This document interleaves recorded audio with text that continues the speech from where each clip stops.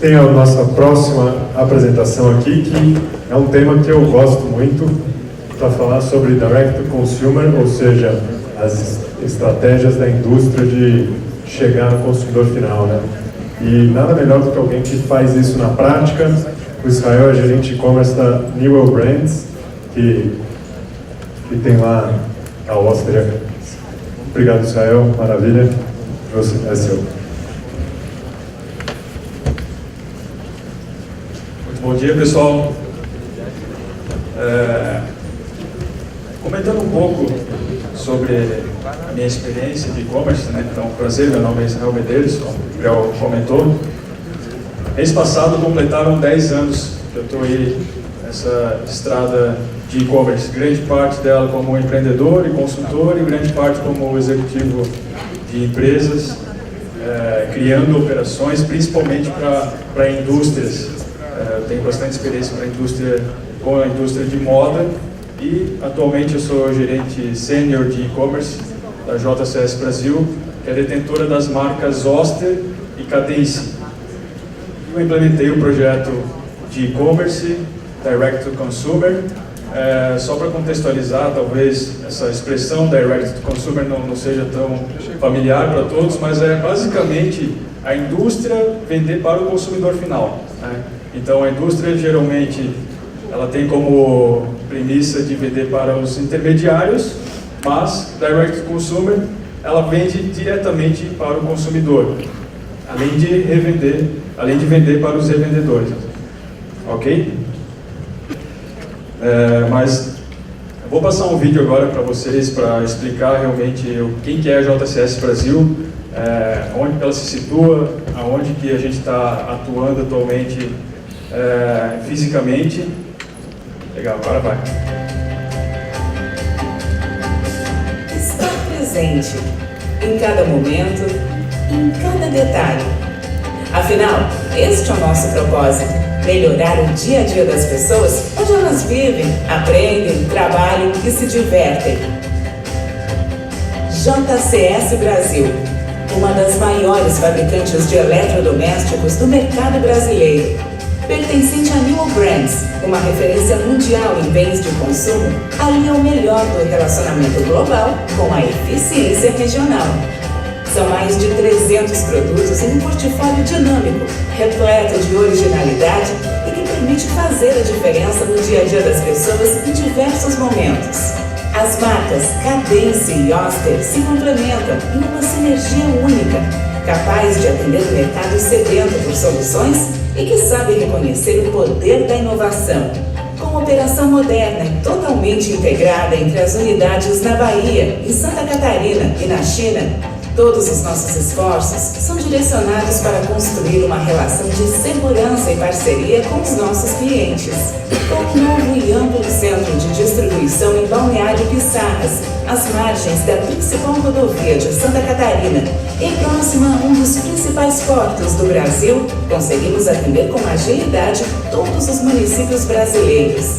As duas unidades somam mais de 40 mil posições pallet em uma estrutura moderna e sustentável, concebida a partir dos mais exigentes critérios para oferecer aos nossos clientes eficiência produtiva e operacional. Eficiência que só é possível graças ao envolvimento de mais de 350 funcionários, pessoas talentosas e que trabalham unidas diariamente na construção de uma empresa experiente e que busca a satisfação de milhões de consumidores. Estar cada vez mais próxima dos nossos clientes e consumidores. Seja com nossa equipe espalhada pelo Brasil, ou então nas milhares de interações diárias no serviço de atendimento ao consumidor, sabemos como é importante se manter presente e disponível. É com essa segurança que levamos ao mercado as marcas Cadence e Oster, perseguindo constantemente o ideal de fazer a diferença na vida diária de milhares de consumidores no Brasil e no mundo. Afinal, é isso que nos move todos os dias: construir a melhor empresa de eletroportáteis do Brasil. Legal, pessoal, acho que já deu para ter uma visualização do que é a JCS, para eu conhecer um pouquinho melhor. Hoje, quem aqui já atua com e-commerce? E quem é a indústria daqui? Tem alguma indústria? Legal, tem bastante indústria, então acho que vai dar de tirar bons insights aí da apresentação. A indústria que está presente aqui, tem alguém que já tem e-commerce? Beleza. Então, quando tu vai estruturar uma operação para a indústria, existem algumas perguntas que elas precisam ser feitas, né? Porque é muito comum haver muita rejeição, até costumava falar um tempo atrás que dizer que o e-commerce na indústria, o DTC, aqui no Brasil principalmente, era praticamente um crime, onde já se viu a indústria vender para o consumidor final, concorrer direto com os canais, com os outros revendedores, com os lojistas, né, que é a maioria de vocês que estão aqui hoje presentes, mas o objetivo final de todo esse trabalho é fazer com que toda a cadeia venda mais, né? Então a gente vai ver durante a apresentação como que esse resultado pode realmente ser obtido com a indústria fazendo o DTC da maneira mais coerente, mais correta para todo o varejo. Então, até onde a gente quer chegar? Quais são os conflitos? Será que realmente se a gente fizer certo vai ter conflitos? Não vai? Essas dúvidas elas existiram bastante na cabeça dos diretores, na presidência, e a gente foi aos poucos traçando um plano, realmente deixando as coisas equilibradas. A indústria, na nossa concepção, ela pode sim entender de varejo, ela pode participar do varejo, mas existem técnicas que a gente desenvolveu e realmente regras e processos para isso daí. É uma diferença muito grande de cultura para a indústria em si, falando das pessoas que trabalham lá dentro. As pessoas, elas estão acostumadas com os processos da indústria, vai ter que mudar para varejo, então, com isso daí, sem o apoio da diretoria, é impossível. Os diretores, eles precisam traçar o plano junto com o gestor, definir até onde eles querem chegar, saber dos impactos que vai ter isso daí, e aí sim, eles é quem vão colocar essa cultura desses novos processos dentro da indústria junto com os outros gestores. Porque se simplesmente for um gestor lá, por um ato heróico, querer colocar o e-commerce dentro de uma indústria, vai ser um projeto fadado ao fracasso, tá? Então, com isso a gente percebe que a mudança de paradigma é muito grande. Quando a gente está trabalhando em indústria, lá na JCS Brasil eram processos verticais, o gerente e com seus subordinados, ele responde para a diretoria, o e-commerce não, ele vem para colocar processos horizontais dentro da empresa, porque a gente sabe que depende do comercial, do marketing, do TI, da logística, enfim, de praticamente todos os setores da indústria. O conflito de canal, no início, ele é mais forte, ele acontece, porque os varejistas, de fato, se sentem ameaçados com a indústria entrando nessa ideia de vender para o consumidor final, tá? Mas a gente também percebeu que precisaria mudar o paradigma de comunicação, e a gente percebeu que comunicar para o consumidor final é muito diferente de comunicar com o projeto de trade ou para o varejista em si. Então a gente instaurou de fato o digital. Com a comunicação alinhada, nós percebemos que seria uma grande oportunidade para que todo o varejo se beneficiasse. Esse seria o primeiro passo, alinhar toda a comunicação. Quando eu entrei na JCS, era só a marca Cadence no início, não tinha a marca Oster. Então a comunicação para consumidor ela era muito fraca, ela não tinha nenhum padrão. A gente acabou desenvolvendo isso com agências, com o próprio time de marketing, mudando esse paradigma e montamos um repositório digital que já serviu de site para a nossa operação e também para todos os nossos clientes. Ou seja, os nossos clientes que tinham e-commerce, eles se beneficiaram com fotos de qualidade, com vídeos, com conteúdo, e isso daí ficou aberto para todo o varejo. Okay? Então, um exemplo desse projeto seria as landing pages, as páginas de produto. A gente fez para todos os produtos de Cadence e também da Oster. A Oster ela já é uma marca mais antiga no mercado, é uma marca multinacional, uma marca centenária, só que no Brasil tem há pouco tempo. O consumidor não conhece direito a marca Oster. A gente pegou alguns clientes chaves e fizemos esses projetos também, como por exemplo na eFácil nós criamos um mundo Oster lá dentro através de insights dos nossos e-commerces e com materiais que realmente performavam para eles. o estudo que a gente fazia de usabilidade, mostrar aquilo que o consumidor quer ver, serviu bastante para alguns clientes que a gente considera chave e também para clientes que se interessaram mais pelo nosso projeto. Eu estou comentando um pouco aqui sobre DTC, sobre site, antes de falar de marketplace, porque na nossa concepção a gente consegue mesclar muito bem as duas coisas, né? Na nossa concepção não faz sentido fazer só marketplace sem ter DTC, no ponto de vista da indústria. Depois vocês vão entender um pouco melhor por que também. Mas quando eu entrei lá na Cadence, na época, depois se tornou JCS Brasil e agora New Brands, a empresa ela foi adquirida por um novo grupo, a taxa de conversão, na verdade, o projeto ele tinha só 4 meses. Era um projetinho que estava na gaveta. Ninguém dava bola para ele e a gente não convertia quase nada. A gente pagava muito caro pelo CPC e as transações eram muito pequenas. Com esse projeto de trade digital, somente alinhando a comunicação, melhorando um pouco a questão de interface, a gente economizou mais que o dobro e as transações também tiveram um aumento mais que o dobro do que a gente vinha performando antes. Então, a comunicação integrada foi o primeiro passo do DTC. Fazer com que os nossos parceiros tivessem a comunicação integrada, que a gente também utilizasse isso e forçasse com que eles utilizassem essa mesma infra. Isso para a experiência do consumidor foi excelente. Tá? A gente percebeu também que tinha muita abertura para produtos exclusivos em e-commerce. A gente, como indústria e também para não conflitar com os nossos varejistas, a gente percebeu uma oportunidade de lançar produtos inovadores. Que no caso seria um exemplo, o MaxPlate. Ele é um produto que simula uma batedeira, um liquidificador e um multiprocessador de alimentos. Então imagine colocar isso aí numa gôndola, na loja física, o consumidor nunca ouviu falar de um produto assim. Se não tiver nenhum promotor de vendas, não vai vender, porque o consumidor ele não vai enxergar valor nesse produto. Já para o digital, a gente conseguiu produzir muito conteúdo, contratar influenciadores para que pudessem falar desse produto também, e utilizar fazendo receitas e realmente gerar conteúdo. Eu vou passar um vídeo para vocês entenderem um pouco melhor da campanha do MaxPlate.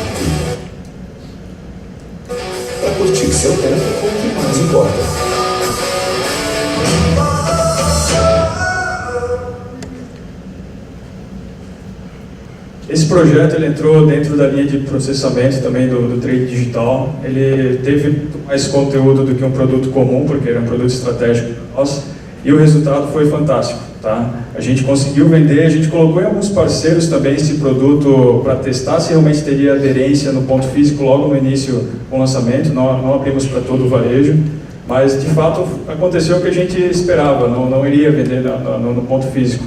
Depois do tempo com esse produto maturado, a gente voltou a colocar nas gôndolas porque o consumidor começou a gerar buzz, as mídias sociais começaram a gerar buzz e as pessoas começaram a recomendar o produto. Então a gente conseguia equalizar a margem de preço, porque lançar um produto quando não tem sellout no início, o mercado começa a liquidar, né? Ninguém quer ficar com o produto encalhado no estoque. Mas a gente, quando percebeu que o produto estava um pouco mais maduro, para de fato soltar no mercado com um preço mais estabilizado, a gente colocou. A mesma coisa aconteceu, esse produto ele começou como um lançamento exclusivo de e-commerce, nossa linha Colors Rosa Doce, surgiu com uma demanda através de pedidos de mídias sociais. Depois que nós lançamos o e-commerce, a Cadência ela é conhecida por ser uma marca inovadora, uma marca que preza muito por produtos coloridos, design e etc. Então, produto colorido, falou produto colorido, as pessoas lembram eletroportáteis de Cadência. Só que existia uma demanda de rosa e a gente não tinha rosa. A gente tinha 4 cores, que era azul, roxo, amarelo e vermelho. E o comercial, junto com o marketing um tempo atrás, antes de entrar na empresa, eles tinham feito uma experiência de rosa, mas era aquele rosa bebê, era rosa para a campanha de câncer de mama. E foi uma experiência que eles não gostaram na época, não teve sellout e a aderência não foi bacana. E eles estavam com muito receio de lançar o rosa. Só que com tanto insight, com tanta gente pedindo, não fazia sentido não ter sellout. Nós acabamos trocando a cor, o marketing fez um estudo em cima da tendência de rosa e chegamos nessa conclusão. Tá? Então foram 5 produtos e eu vou mostrar o videozinho de abertura.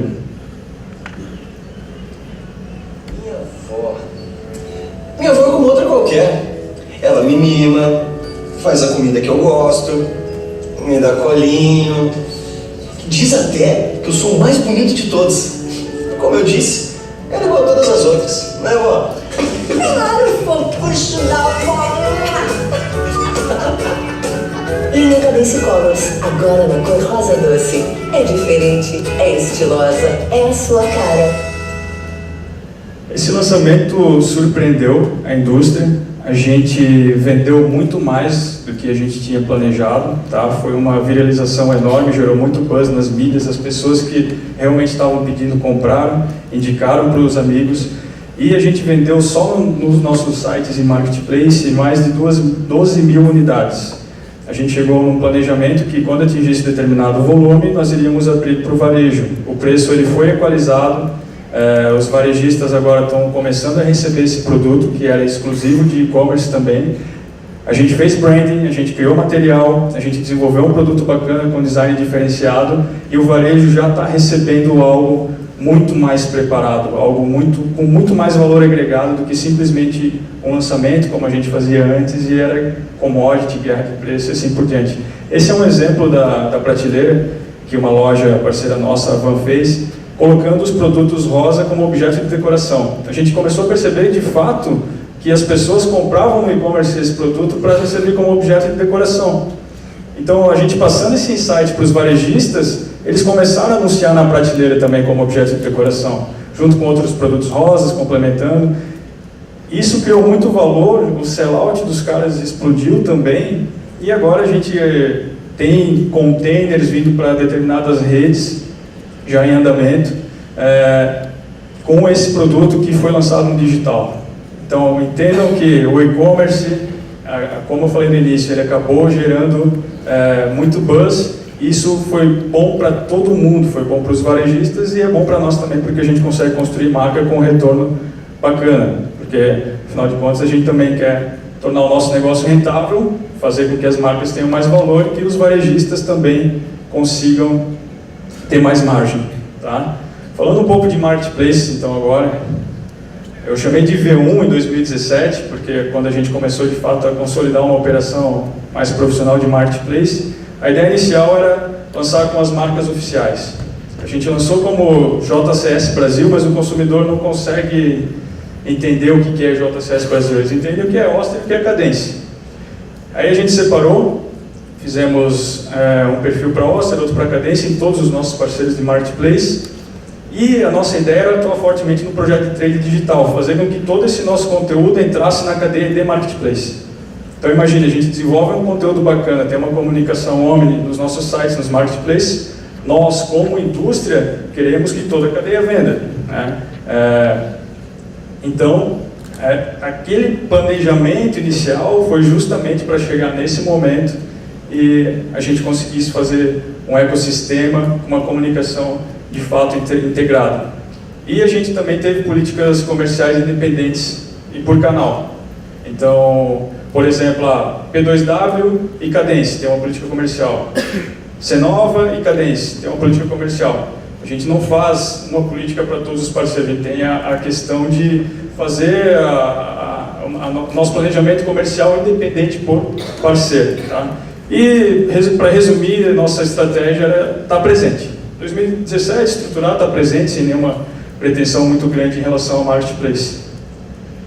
Então, nosso ecossistema, resumidamente, nós temos como plataforma de e-commerce a VTEX, rodando o Oster, Cadence, e o Colmeia Shop, ele é um e-commerce só para funcionários e familiares, que também roda na mesma plataforma, é um único admin para todos eles, e Marketplace também rodando na VTEX.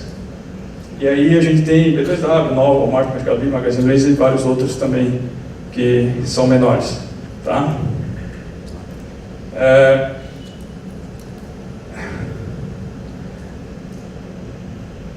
Continuando aqui, o que mais que a gente começou a agregar em relação ao Marketplace? Tá?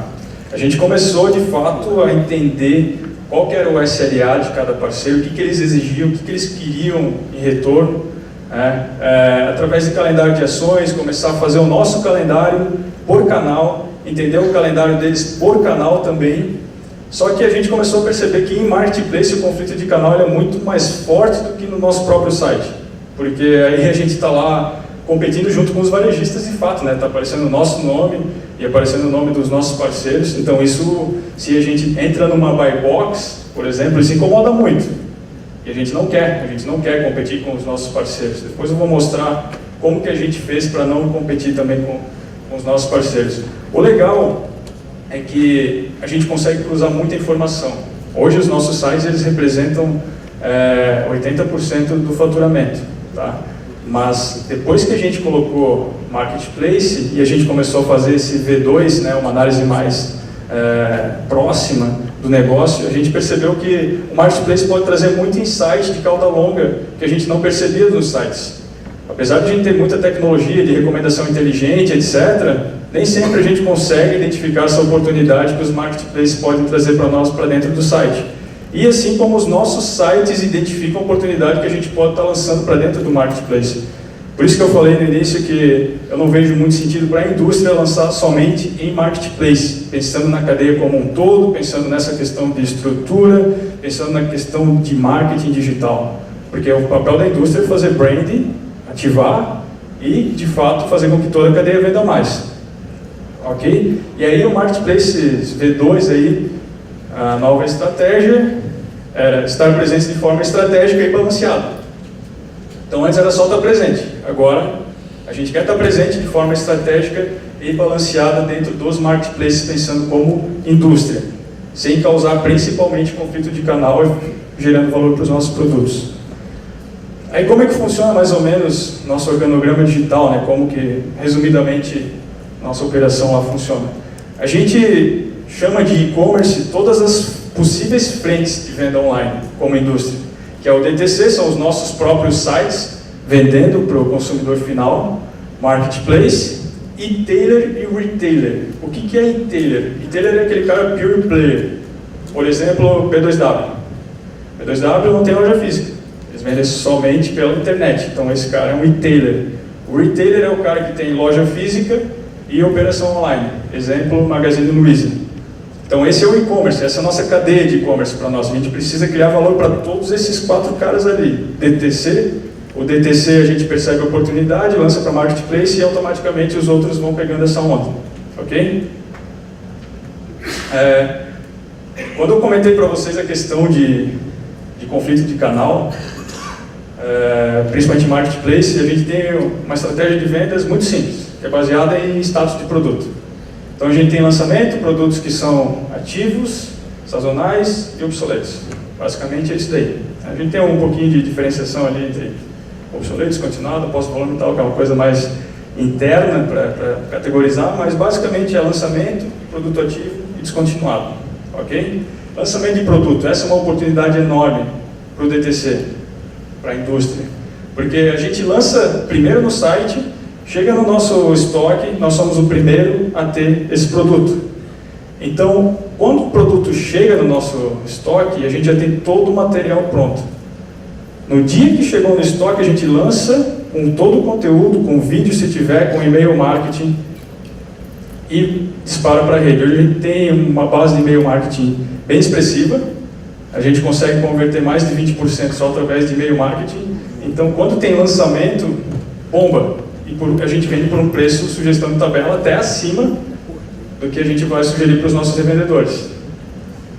Então, esse período de 2 semanas de lançamento é bacana. Então, tem produtos estratégicos até da OSP, a gente está estudando para lançar exclusivo no DTC, deixar um período um pouco maior, para criar valor para o produto, para o consumidor entender, e aí sim a gente libera para toda a cadeia, porque a gente sabe que a fatia é grande. A gente sabe que não vai faltar venda para ninguém, e assim a gente cria mais valor até para o produto em si e para a rentabilidade dos nossos parceiros e para a nossa também. Tá? A oportunidade de estar presente na Buy Box e Marketplace seria com produtos obsoletos. Porque produto obsoleto é o que realmente restou. O varejista não quis mais, a gente fez o saldão, ninguém mais quis comprar, ok, então a gente vai vender de alguma forma, que a gente utiliza principalmente os marketplaces para estar desovando esses produtos obsoletos, que não vai causar conflito nenhum, porque a oportunidade foi dada, ninguém quis, então a gente é obrigado a vender. Ok? Aí começou com essa questão de conteúdo e trade digital, que é aquele projeto que eu comecei, e olha só como ele ramificou. Então ele forneceu um insight para e-commerce, ajudou no nosso planejamento, ele também ajuda os representantes a estarem fazendo treinamento, ensinando os clientes a utilizarem, serem mais digital, e também para embalde de social media. Então, o pilar aí do negócio. Falando rapidinho aqui, a gente não pode deixar de ter estoque também. Hoje o nosso estoque ele é compartilhado com a indústria. Então o e-commerce tem um giro alto, só que a indústria tem um giro muito mais alto. A gente está falando aí de uma fatia da indústria que é muito superior a 90%. Ok? O que a gente fez? A gente segmentou o estoque, nós criamos níveis de estoque. Tem o estoque verdinho lá embaixo, que é o estoque de e-commerce, a reserva de e-commerce. Essa linha vermelha tracejada, ela é uma simulação de vendas. Se o estoque continuasse, esses números são todos fictícios também, tá? Mas se o estoque continuasse nesse volume de vendas, com o comercial vendendo, que é o estoque a barra maior azul, e o nosso ritmo de vendas também, basicamente aqui no dia 12 nós iríamos ficar sem estoque desse produto. Então ações a serem tomadas, aumenta a reserva de estoque ou aumenta o preço do produto, aí a gente começa a ter alguns insights e decidir o que a gente quer para esse tipo de produto. Aqui no dia 13 iria ter um recebimento de mercadoria e depois seguiria o fluxo normal. Aconteceu uma compra, sempre desconto do estoque maior, que é do comercial, até o momento de chegar no estoque de e-commerce, e esse estoque ninguém mais enxerga, e-commerce e pós-vendas. Dessa forma a gente conseguiu garantir com que nenhum parceiro de marketplace vendesse se nós não tivéssemos mais estoque, e também o nosso site. Isso é muito importante para a experiência do consumidor. E para a marca. É muito feio a marca oficial começar a vender e depois não ter estoque para entregar para o consumidor final. E também para a gente atingir a cauda longa, que é o grande trunfo do negócio aí. Só comentando bem brevemente sobre alguns acompanhamentos. O nosso BI, ele dá a fatia separada por canal, aqui também são dados fictícios, tá? Não são reais, mas esse D mais 0,8, D mais 1 seria o tempo de expedição por marca, ou melhor, por canal. A gente sabe que Marketplace tem um SLA contratual que pode gerar multa se não atingir, e a gente procura priorizar Marketplace nesse caso. Entrou os pedidos, a gente vai para a operação, gera uma fila separada de Marketplace, fatura primeiro, mas só que hoje a gente consegue ter uma operação com menos de D mais 1. Nossa média está em torno de D 0,8. Então, se vocês comprarem um pedido hoje, seja via Marketplace ou site, muito possivelmente vai sair no próximo dia. Ok? Mesma coisa, a gente tem outros indicadores, eu coloquei aqui só como exemplo, mas tem muito mais indicadores que é tudo centralizado no nosso BI. Falando rapidamente como é que funciona essa operação, então. A gente tem a plataforma de e-commerce V10, como eu falei, que é integrada com o nosso ERP e com os marketplaces. Nós decidimos centralizar tudo na plataforma para não ter muitos quer dizer, muitos sistemas, como o Samuel falou, o cara coloca uma coisa, uma informação aqui, daí ele tem que acessar outro sistema ali e tal. E também a gente consegue manter uma integração mais simples. A gente integra tudo com a plataforma se integra com o ERP e com os marketplaces, e toda a gestão comercial, de política comercial, preço, promoção, é feito na plataforma de e-commerce. A gente enxerga que dessa forma iria funcionar bem para o nosso negócio e está funcionando muito bem.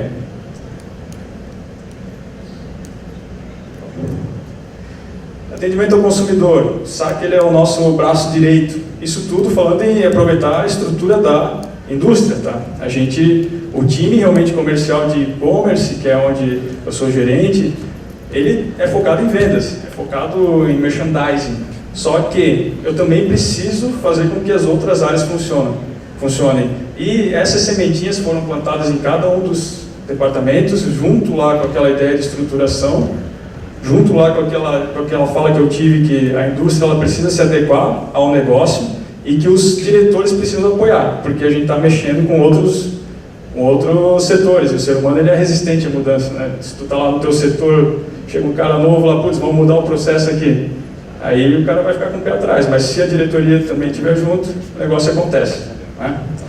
Então o SAC ele é responsável pelo atendimento de marketplace, pós-vendas de DTC e atendimento N2 via social media, porque hoje a gente tem uma agência que faz a interação com o consumidor, se a agência percebe que é necessário o atendimento N2, ele já lança isso de forma automática, a gente utiliza o Zendesk e entra no fluxo normal de atendimento. Então, a nossa equipe ela é bem enxuta, mas os processos eles estão bem alinhados e bem automatizados também.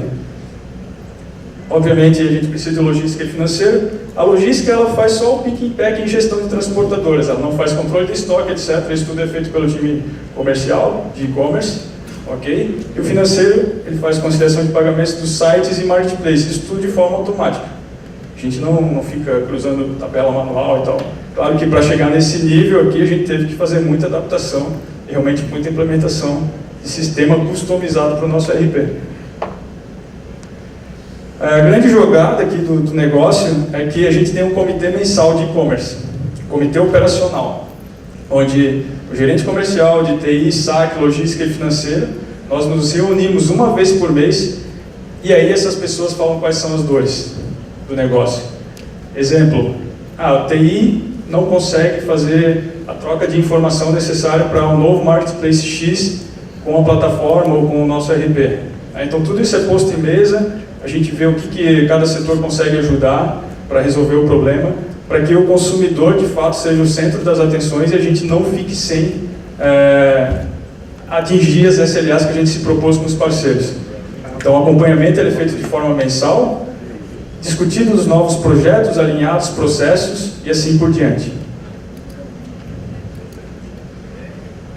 Para concluir, a gente percebe que na indústria o e-commerce deve ser fonte de insights e desenvolvimento. Pode ver que o e-commerce ali embaixo está como uma infra. Para nós, serviu como insight para desenvolver novos produtos, para desenvolver marca, porque até então a marca no varejo a gente não tinha comunicação para o consumidor final, e com isso a gente percebe que todo o varejo pode ser desenvolvido. Fazendo a coisa ok, a coisa certa, todo o varejo conseguiu ser desenvolvido. E para finalizar, a gente percebe que sempre foi um laboratório rentável, o e-commerce, a gente chama de laboratório porque está em constante modificação, a gente sabe que a todo momento tem ferramenta nova, tem novas agências aí com propostas, tem novas formas de fazer planejamento e assim por diante.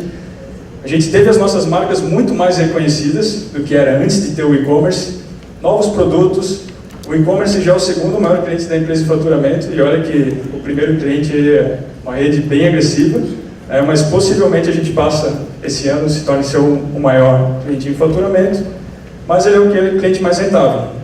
Tá? E a projeção de 75% de crescimento para 2018. Claro que mantendo todo aquele equilíbrio, porque a gente percebeu que não consegue crescer se os nossos parceiros varejistas crescerem também, e a gente também não vai conseguir atingir o resultado sem a ajuda do e-commerce. Uma coisa complementa a outra. E hoje a gente é Elite Diamante tanto na Cadence quanto na Oster, e o desenvolvimento de marketplace segue a estratégia que foi comentada também. Era isso aí, pessoal.